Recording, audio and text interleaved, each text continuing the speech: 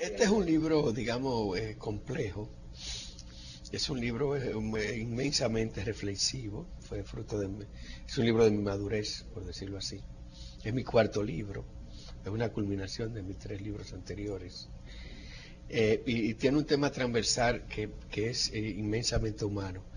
Es el suicidio de mi maestro. Yo tuve un maestro de literatura, un maestro de filosofía, estudié filosofía, un filósofo, un amigo, que era escritor, a quien yo llamo en el libro Romanov, y este amigo en una etapa de su vida, en un profundo estado de decepción y de amargura, cogió como norma intentar suicidarse de una manera un tanto inusual, melodramática, por decirlo así, tristísima, persistente.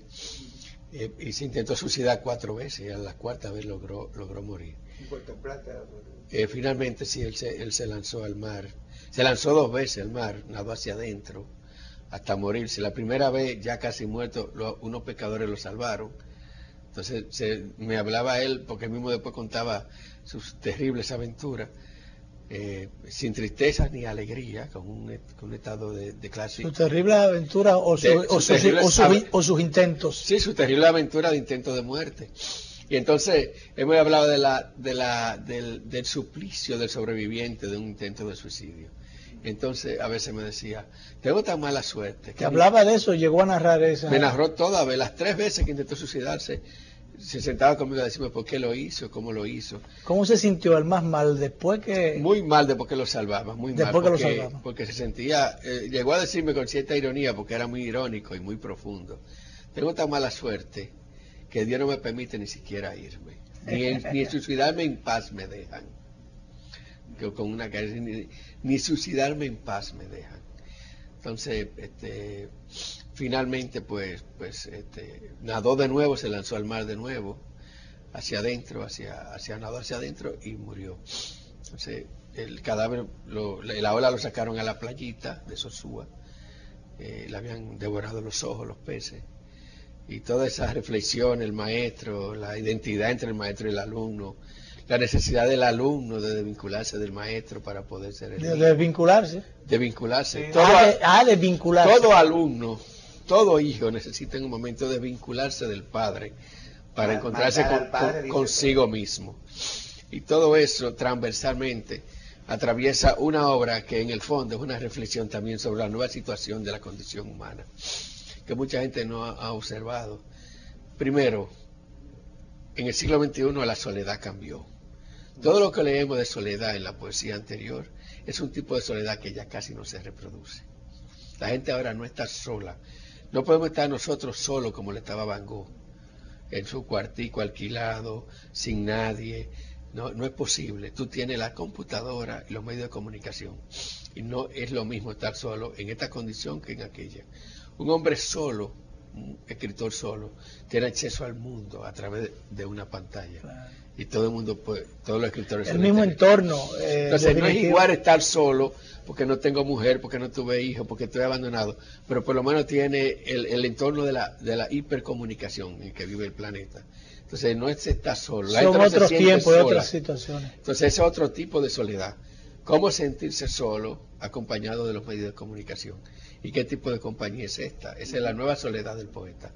Y además, hay otro tipo de angustia, lo que yo llamo la nueva condición humana, que tampoco mucha gente no se está dando cuenta, pero que le vendrá como realidad cotidiana en el futuro. Es que la ciencia está revelando verdades, entre comillas, que asustan y que nos ponen en perspectiva respecto a nuestro destino final. ¿Hacia dónde vamos? El planeta es una nave espacial que viaja para siempre hacia el futuro. Vamos hacia la desaparición del Sol. Vamos hacia el choque de las 2 galaxias más cercanas, la más cercana con nosotros. Necesariamente tenemos fecha de caducidad. Si tenemos fecha de caducidad, el hombre se... Ya, independientemente de la religión y de la fe, independientemente de si al morir vamos a un sitio o no vamos al otro. Yo también reflexiono sobre eso, sobre la muerte, sobre el suicidio, hacia dónde vamos cuando morimos. Digo, en un momento, ¿será posible que accedamos a una especie de internet de la conciencia al morir? Yo no lo sé, solamente pregunto. Pero piensa, Pedro, que el hombre se está, a pesar de los adelantos de la tecnología y de todo, el hombre como el ser humano como tal se está quedando atrás. No, lo que pasa es que el ser humano es el mismo desde que salió de la caverna. Sus sentimientos básicos son los mismos. Odio, amor, ¿qué es lo que cambia, compasión, entonces? las circunstancias. Las circunstancias matizan esos sentimientos básicos. Entonces las circunstancias son las que están cambiando. Ahora la condición de soledad es distinta por el medio de comunicación. Y ahora el conocimiento científico nos está revelando otro tipo de angustia. La angustia de que todo lo que conocemos tiene fecha de extinción. Tarde o temprano. Podemos hablar de millones de años, pero como quiera llegarán. Pero eso lo sabemos, antes no lo sabíamos. Antes creíamos que esto era eterno, que esto lo había hecho Dios para siempre, que esto estaba puesto aquí y que lo destruiría un Armagedón y lo decidiría Dios. Ahora sabemos que cada 60 millones de años viene una roca de 5 o 10 kilómetros que nos puede impactar y que tendríamos que tener el desarrollo tecnológico para pararla si viene a destruir la Tierra. Entonces, sabemos que el Sol se apagará entre 1.000 millones de años y que no habrá más planeta.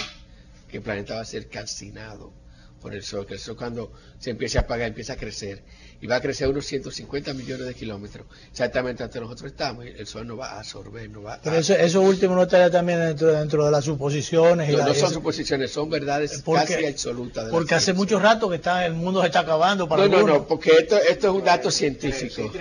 Sí, eso es un dato científico elemental, sí. El Sol es una antorcha con unos gases, como si prendiéramos una antorcha.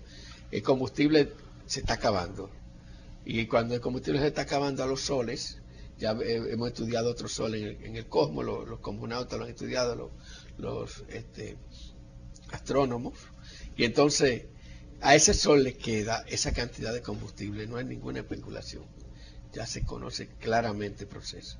Y cuando el combustible interior, el básico, se le acaba, empieza a prender el otro combustible. Entonces ese combustible, debido a que la masa se vuelve tan débil, que no tiene presión para mantener la llama, como digamos, con la fuerza de gravedad, como el tamaño que él tiene, a la masa ir perdiendo fuerza, la fuerza de gravedad del mismo Sol se suelta, y entonces se va expandiendo y empieza quemando, como cuando tú tienes una llama de gas controlada y entonces la va dejando soltar y lo que hace que el fuego se hace más grueso. Y en ese crecer, la circunferencia del Sol pues va a llegar hasta la Tierra, la va a pulverizar. Eso es un dato científico. Entonces el hombre, ese conocimiento podría decirle que no hay nada eterno. Y que entonces ¿para qué él trabaja? ¿Para qué tipo de eternidad? Ahí solamente te puede salvar la fe. Pero el que no tenga fe tiene entonces que enfrentar la realidad. Lo que decía es que los datos científicos en el futuro podrían aterrarnos. Tiene bien es cierto que la ciencia nos salva, que la ciencia no busca solucionar muchísimos problemas. También la verdad podría producir un nuevo tipo de miedo a la humanidad. El miedo de la certeza de extinción que nos da la ciencia en sus adelantos y en sus estudios. Todo lo que la ciencia está descubriendo es que nosotros tenemos fecha de caducidad. No podemos ser eternos. Bien, todo eso está en aniversario. Sí. ¿No me dijiste por qué el título de aniversario? Porque el libro es una reflexión profunda sobre la memoria, la nostalgia, el pasado. Por ejemplo, hay un momento en que yo afirmo que es un recuerdo, sino una imaginación sobre el pasado.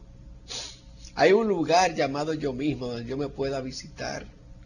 Hay un lugar donde podamos ir a lo que hemos sido.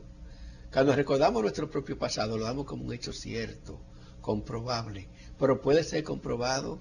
No está todo el pasado tuyo solamente en tu mente y no es tu recuerdo una simple virtualidad, un window, una ventana virtual que tú abres y que contigo muere.